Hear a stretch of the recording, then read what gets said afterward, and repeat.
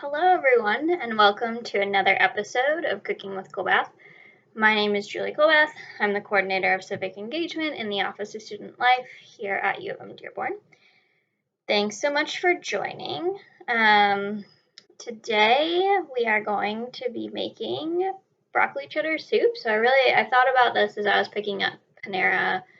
We still do Panera pickups for the end of day donations.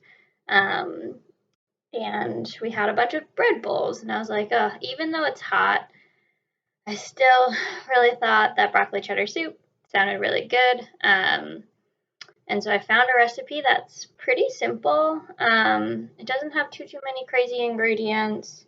Some of the stuff you can find in the pantry, and so I'll let you know as we go through what you can find. So we're going to make that. It doesn't look like it'll take too long. The prep time says 10 minutes, cooking time 15 minutes. And then we'll hollow out a bread bowl and fill it. And so hopefully it'll be very similar to Panera, but you can make it at home. So what we're going to be using is chopped onion. So this was onion that I already had in the fridge. Sometimes when I'm starting to prepare things, I'll just chop a whole onion, use what I need for what I'm making in the moment, and then I already have something ready to go. We're going to use some carrots, so we're going to shred them. I've shredded most of them already, but I'm just going to show you how to shred them, right? I'm sure that you might already know. If you are shredding carrots, it's easier to use whole carrots instead of baby carrots. Baby carrots is all that I have at the moment. So we're going to be using that. We're going to use some butter. If you have margarine, that's fine too. We do have onions in the pantry. I forgot I was going to mention. And we do have some butter at the moment. And then we're going to use broth. So any kind of broth that you want, chicken broth, beef broth, vegetable broth. So it calls for 2 cups. I have these bouillon packets right now. I didn't want to open a whole quart so that I had extra cups, although I could easily just put that in my fridge. So I have 2 cups of chicken stock. Put that back in the cupboard. We're going to use broccoli. So I have fresh broccoli at the moment, so we'll cut this up. And then we are going to use milk, which we do have in the pantry at the moment. Full disclosure, I don't know how well it would work with a non-dairy milk. I'm sure there are some recipes that have some sort of adaptations, right? But if you are dairy-free, you might use dairy-free cheese as well. So I'm not exactly sure how this would translate, but I'm sure there are probably some recipes that have something similar, because sometimes non-dairy cheeses melts a little bit different, so the recipe might be different in general. We're going to use all-purpose flour, which we do have in the pantry right now, cheddar cheese, which is already shredded for us, and then some pepper. Cool. So before we get started on the stove, we're just going to finish shredding our carrots and chop our broccoli. Okay.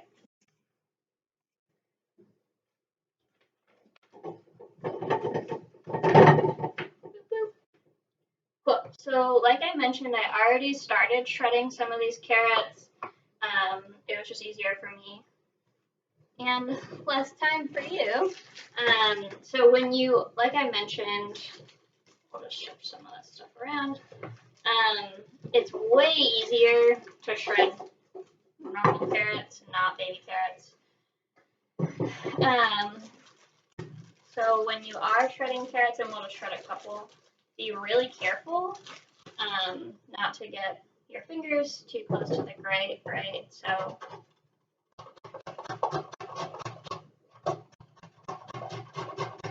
once you get down to like a stub that you feel like is getting too close to your fingers, just set that aside.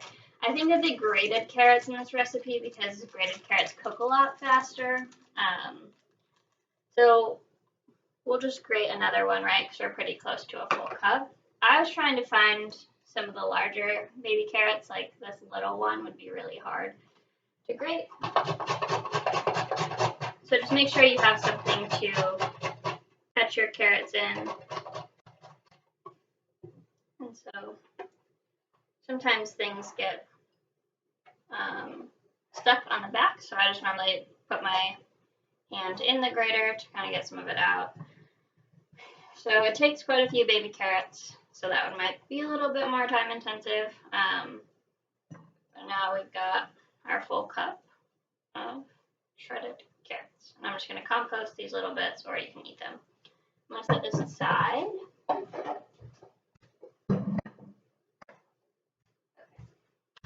Carrots. Alright. And so now we need 2 cups of broccoli. So I'm going to grab 1 cup measuring cup. So we'll fill that up 2 times and we'll just empty it in here. Let me get these things out of your way. I think we might have cut up broccoli before, but it's a little bit hard to remember, so I just figured we'd do it again. For this, you can use fresh or frozen broccoli. It doesn't seem to have any like adaptations for if you're using one or the other. So we're just gonna take and cut off more of the stem.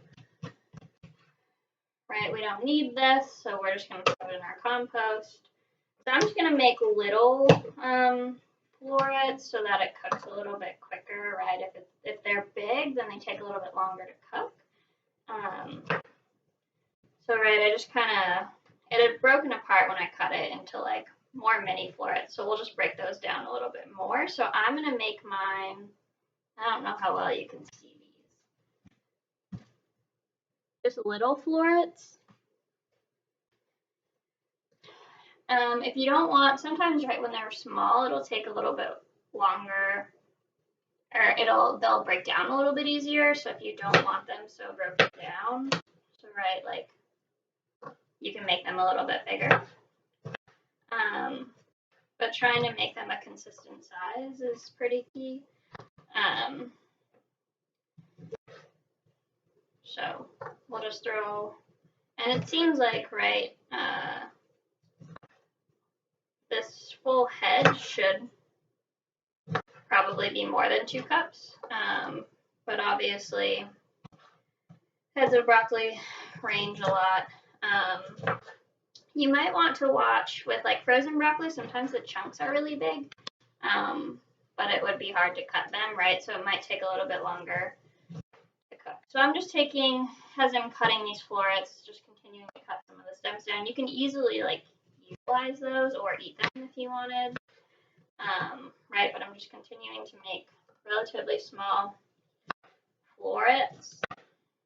And sometimes, right, when you make a cut, they just break themselves. So we're gonna just a little bit more in that cup. One thing I did want to mention, if you are gluten-free, there is an adaptation if you don't want to use flour. I don't know how well it would work with a flour substitute, but you can use cornstarch instead of flour because it's acting as a thickener agent. So here's a full cup of broccoli florets. We're just going to dump it so that we make space for a second cup. So this recipe seems pretty easy. Hopefully it will be relatively quick. I'm sure there are some that utilize a slow cooker if you'd rather. I've been finding my slow cooker nice to use in the summer so that I can still like make some good meals that I might make in the oven, but in the slow cooker so I don't heat up my house. So we've gotten to like a bigger, a miniature size of the bigger stalk. So we've still got a little bit of stalk, so I'm just going to cut right in the middle, right, to break it into florets again. So we'll throw that in the compost. I'll just keep breaking these down.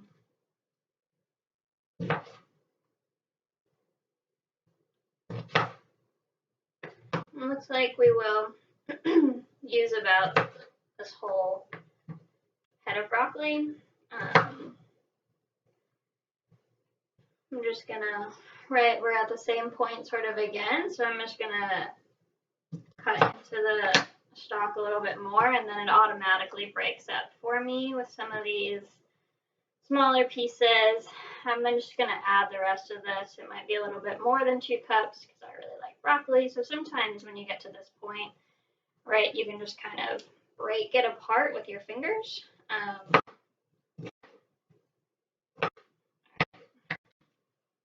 So potentially just a little bit more than 2 cups, but broccoli is one of my favorite parts of the broccoli cheddar soup. Cool, cool. So we're going to get started actually cooking. Hopefully the sound is good. Sorry, I know in the last episode there were some elements where you couldn't really hear me. That was something that I learned with the blender. It seems to disrupt the sound for a little bit, so sorry about that. So we have a medium-ish size saucepan. So the first thing that we're going to do is turn it on to medium-high heat. So when we are cooking, the first thing we're going to do is saute, the onion and the carrot with the butter. So I'm going to add the butter in. It calls for 1.5 teaspoons. It doesn't have to be an exact measurement. You could use oil if you wanted to, just having something to actually saute the onions and the carrots so they don't stick to the pan. So I'm just going to swirl my pan around so that the butter will fully, as it's melting, starts to fully coat the bottom. Okay, and then we're going to throw in our onions and our carrots.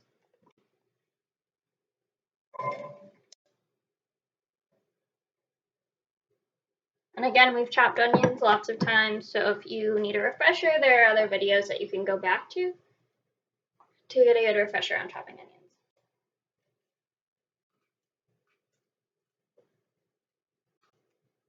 Okay.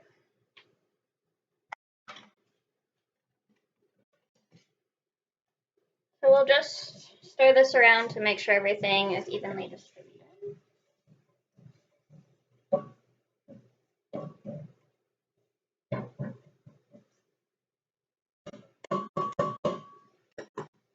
If you found any other ways to utilize, I know it's probably been a while since some of you have gotten the Panera from campus.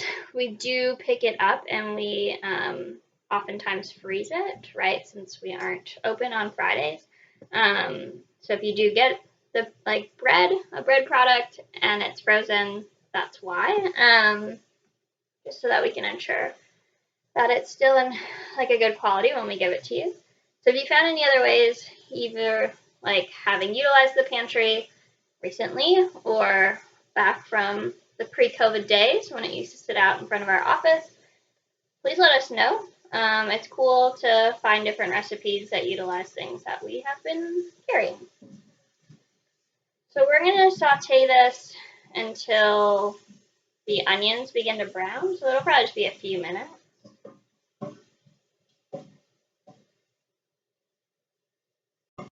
Seems like this comes together pretty quick. So we saute this, and then we add the broth and the broccoli, and then we simmer until the broccoli is tender. So we'll take a fork and test the broccoli to make sure it's sort of getting soft. And then we'll mix together the flour and the milk to kind of make sort of like a roux so that we can thicken it a little bit. If you're trying to decide what pot to use, I would always choose a pot that you think might be bigger than you need. I almost chose a smaller pot, being like, oh, it's only like 3 cups of liquid, but you know, you also have 4 cups of vegetables. Some of them will cook down, obviously, but you don't want to be kind of overfilling your pan where you feel like it might boil over.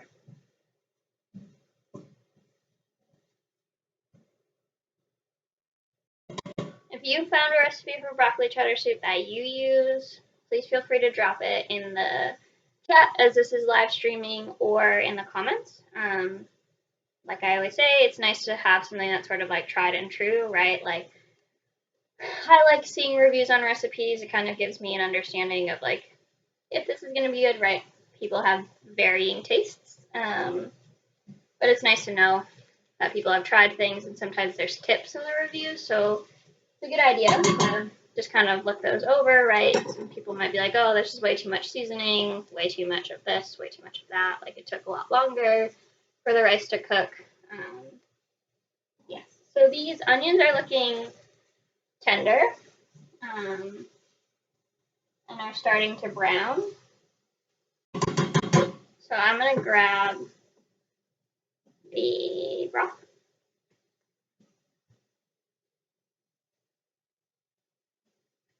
Like I said, this is 2 cups of chicken broth. So I'm going to add it in. Be careful if your pan is like super hot.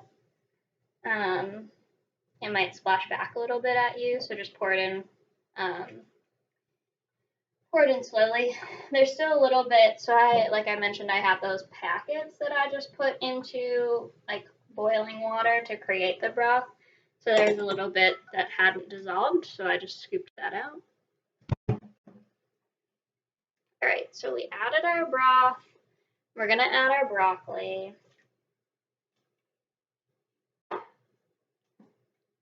And we'll mix it together.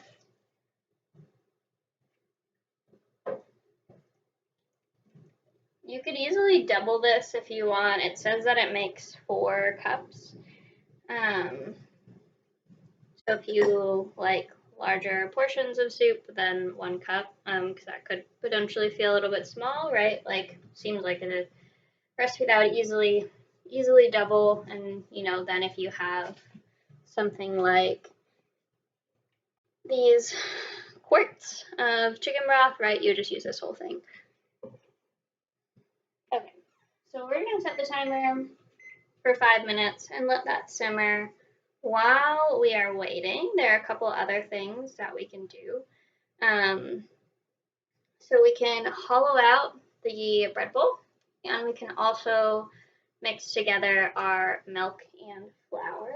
So let me grab a knife and grab the bread bowl, and we'll reposition ourselves.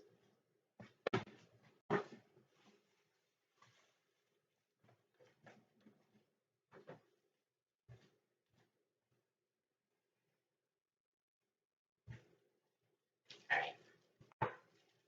So I am just going to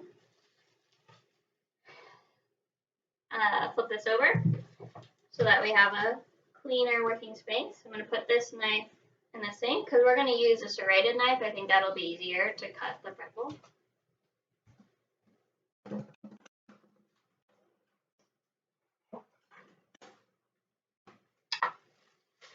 All right. You may have seen these. You don't necessarily have to use it as a bread bowl, right?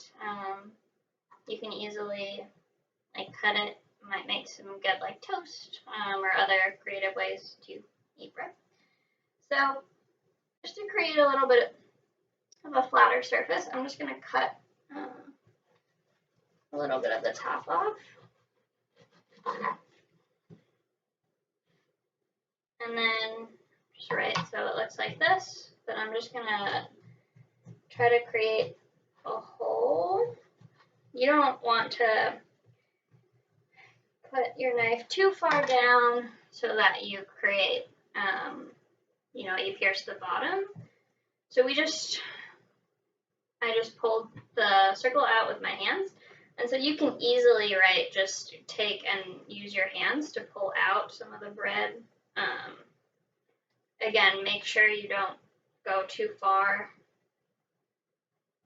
down where you might create a little hole. You don't want the soup to seep through.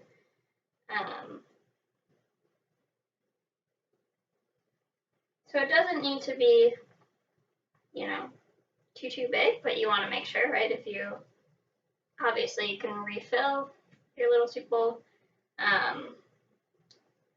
but you don't want to only be able to put a little bit in there. So I don't know how well you would really be able to see, right? But I've hollowed it out, so I can kind of put my fist in there, which I think will be a good amount for about a cup of soup. So you can eat this, repurpose it. You could probably make croutons. Tastes delicious. All right. One of the other things we need to do, which I almost forgot, I'll set that aside for a minute. We need to mix our milk and our flour.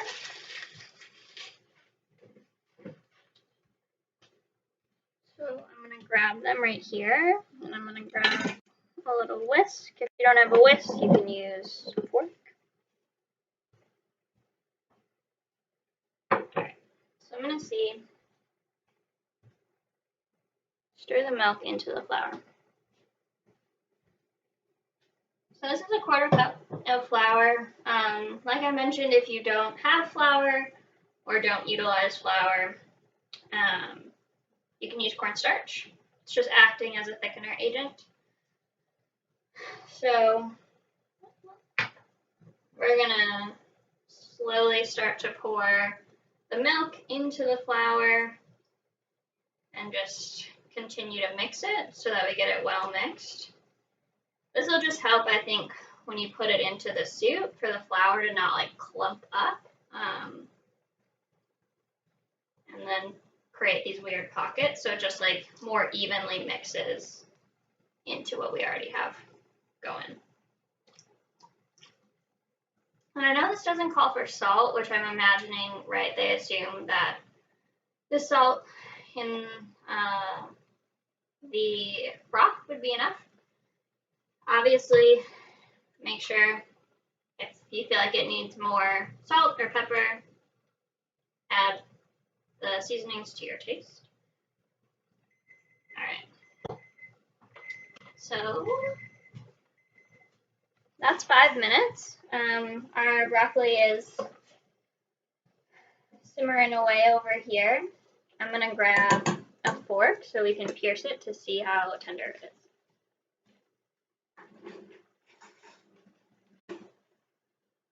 If it's not tender after these 5 minutes, right, in the recipe it says 5 to 7 minutes.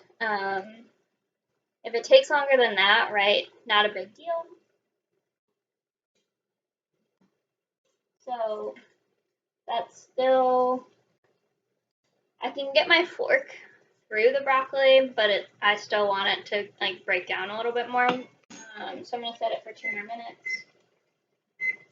If they're bigger, they will take longer to cook through. So, right, you might see upwards of 10 minutes, depending on the size of broccoli you cut. I'm turning the heat down a little bit because it's like really starting to boil. It does say simmer, and so you don't want too much of the liquid to like escape, right? Because then it'll end up being a really thick soup, which if you like that, cool. If you don't, you can always add more broth or potentially more milk. So I'm just going to finish whisking this. Seems like it's pretty well incorporated. So once our broccoli is at the desired tenderness, we will go ahead and add that mixture to what we've got on the pot. And then we'll boil it and it'll start to thicken, and so but hopefully that'll only take like 3 to 5 minutes. Then we'll add the cheese, and the pepper, and then we'll just make sure the cheese is melted, and then it'll be done. The nice thing about this recipe is it has like a little note like refrigerate leftovers within 2 hours, right? So obviously you want things to cool, have enough time to cool before you put them into the fridge. But you don't want to leave things out for too long, right? Because then the longer things sit out at a certain temperature, they might be more prone to, having some sort of like bacteria or something that forms. And just so that you can prevent any sort of sickness, it's recommended that you refrigerate it within 2 hours. All right, that was 2 more minutes. The broccoli is at a good tenderness for me. Seems softer, and I can get my fork right through the florets. So we are going to slowly stir in this mixture into the soup. So I'm just going to add a little bit, stir it around, add a little bit more, stir it around.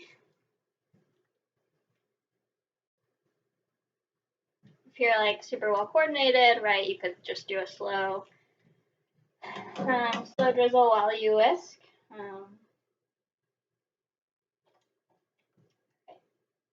So I added the rest. I'm just going to scoop out. There's a little bit of flour at the bottom.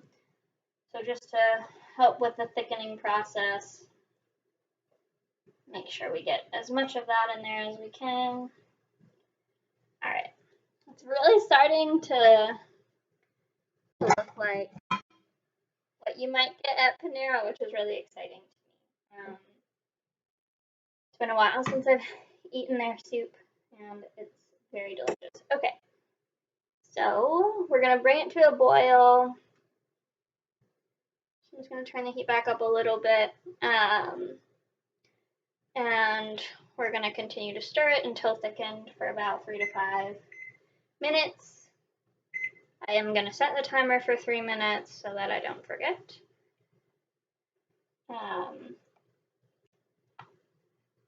It's already starting to thicken a little bit, which is great. And so it calls for 1/2 of a cup, so 2 ounces of shredded cheddar cheese. If you have a block, obviously you can shred it yourself or just add 1/2 of a cup of shredded cheese that you buy at the store. If you want a stronger cheese flavor, feel free to add more. I've never made this recipe, so I don't know necessarily how strong of a flavor it is. I think the creaminess, right, that you might expect too also is coming from the milk. And so one of the things I liked about this recipe in particular is that a lot of other recipes called for heavy cream, and I feel like that isn't always the most common thing found in people's fridges. I know I never used to have it for a long time. I have it now, more or less, just because I put it in my coffee, but this is nice because it calls for milk. So the recipe says non-fat or 1% milk. I added 2%. I don't think like the fat percentage will really matter much, to be honest. Ooh, it's starting to thicken, y'all. This is looking great. So I think when the timer goes off in a couple minutes, we won't need to cook it any additional time. And so then, like I mentioned, we'll add the cheese and the pepper, and then we'll be almost done.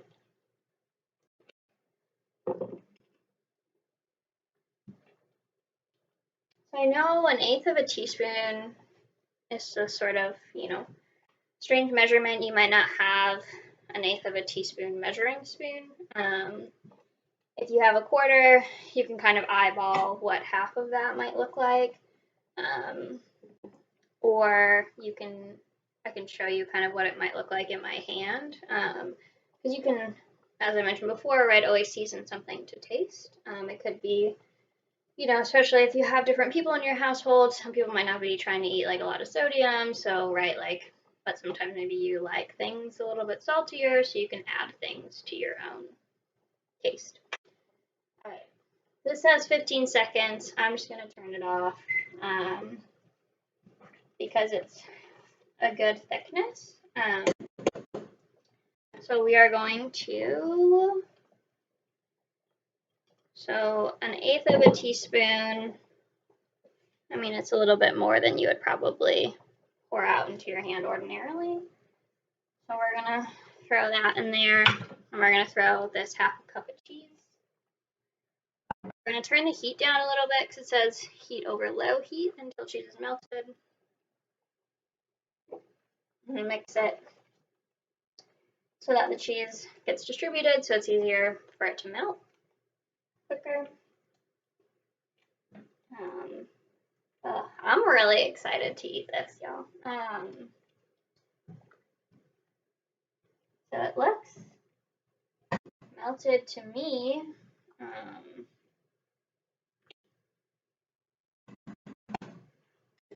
I'm going to turn it off. And then here, this just had milk in it. I'm going to like measure out some so you can actually like see it in the cup. I know it's hard to see with my camera from my computer. When I like point it over the stove, it doesn't always look the best. So we will put it into this measuring cup so you can see, and then we can pour it into our bread bowl. Cool. Let me see if I can find my ladle. Boom. This is really exciting. I've never made broccoli cheddar soup before, although I enjoy eating it. A lot of the times I end up making soups that don't necessarily, like, I don't follow a recipe, right? It's kind of just like whatever vegetables I have that need to get used, some beans. Let me see if I can actually. It looks very much like a soup that you would find at Panera or other restaurants. So this is about a cup. So this is what they would recommend as a serving. So we will, here, let me get a plate. I think that might be a little bit better. All right, here's our bread bowl that we hollowed out. We'll just pour, obviously you can ladle directly into the bread bowl. I don't feel like the hole that I created in the bread bowl is super wide. So you might want to, cut a little bit more off the top of the bread bowl before you hollow it out. But see, we've created broccoli cheddar soup in a bread bowl. I hope that you try it. If you try it, please let me know if you think it's a good recipe to keep, or potentially try to find another one. I'm always happy to find something different, right? That you might have those ingredients on hand, or might potentially taste a little bit better if you didn't love it. I'm happy to kind of scour the internet for you. Thank you again for joining. As a reminder, the pantry has slightly adjusted hours from the winter semester, so we are open on Tuesdays from 11 to 3 and Thursdays from 2 to 6. We are utilizing LibCal as a sign-up system, so if you've rented other spots on campus for like study spaces or anything, right, or if you've had to like come get an M card, it's the same system. So you will need to create an appointment 24 hours in advance. If you have any questions about creating an appointment or any suggestions on things we should be making on the show, feel free to email UM-Dearborn Pantry at umich.edu, and we will get back to you as soon as we can. Again, thanks for joining, and I hope that you have a great week. See ya!